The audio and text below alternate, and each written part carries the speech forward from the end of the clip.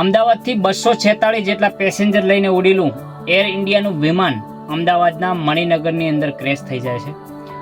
બહુ મોટી દુઃખદ ઘટના છે મિત્રો, જેની અંદર આપણા પૂર્વ મુખ્યમંત્રી રૂપાણી સાહેબ પણ હતા, એમનું પણ નિધન થયું છે અને ઘણું બધું નુકસાન થયું એવું જાણવા મળી રહ્યું છે.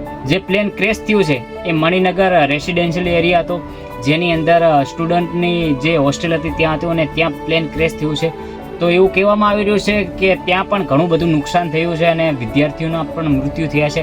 હજુ પરફેક્ટ આંકડો બહાર નથી આવ્યો, પણ ઘણા બધા લોકોના મૃત્યુ થયા છે અને જેની અંદર ઘણું બધું નુકસાન થયું છે. ત્યાંના સાઈડના ઝૂંપડપટ્ટી વિસ્તારની અંદર પણ આગ લાગી ગઈ છે અને એમાં પણ ઘણું બધું નુકસાન થયું છે.